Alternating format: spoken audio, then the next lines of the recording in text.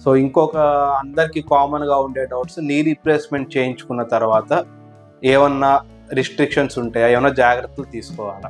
అంటే కొంతమందికి మెట్లు ఎక్కొచ్చా లేదా అని డౌట్ ఉంటుందండి, కొంతమందికి కింద కూర్చోవచ్చా లేదా అని డౌట్స్ ఉంటాయి. సో నీ రీప్లేస్మెంట్ చేసిన తర్వాత అందరి పేషెంట్స్కి మేము అడ్వైస్ చేసేది వన్ అండ్ ఓన్లీ థింగ్, కింద కూర్చోవద్దని అడ్వైస్ చేస్తాం. ఎందుకంటే మన నార్మల్ నీ జాయింట్ అనేది ఆల్మోస్ట్ 160 degrees దాకా కాలు మడత పడిపోతుంది. కానీ మనం నీ రీప్లేస్మెంట్ చేసిన తర్వాత మ్యాక్సిమం కాలు మడతకు వచ్చేది 150 degrees to 160 degrees కూడా వస్తుంది. కానీ మీరు కింద కూర్చొని లెగిస్తే ఆ లోపల మనం నీ రీప్లేస్మెంట్ పరికరాలు ఏవైతే పెడతామో ఆ పరికరాల మీద ఎక్కువ స్ట్రెస్ పడుతూ ఉంటుంది, ఆ పరికరాలు లూజ్ అయ్యే ఛాన్సెస్ ఎక్కువ ఉంటుంది. అలా కాకుండా మీరు మెట్లు ఎక్కొచ్చు, మీరు రోజు వాకింగ్ చేసుకోవచ్చు, జాగింగ్ చేయొచ్చు, అన్నీ చేయొచ్చు. Only one and only restriction ఏంటంటే కింద కూర్చోవద్దు అనేది ఆ రిస్ట్రిక్షన్ ఒకటి చెప్తాము.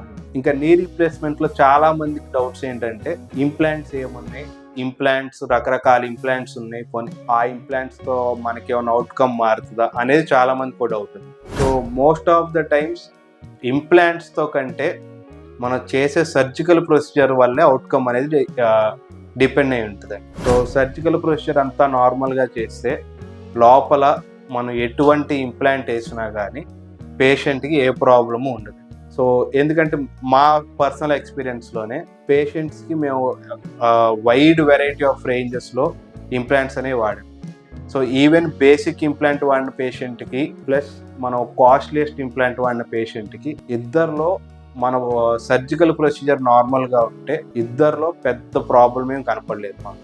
బట్ పేషెంట్స్ అందరూ మినిమం అందరికీ ఏంటంటే కాస్ట్లీయెస్ట్ ఇంప్లాంట్ వాడితే అవుట్కమ్స్ చాలా బాగుంటాయేమో అని ఒక అపోహలో ఉంటారు. అలా ఏం లేదండి.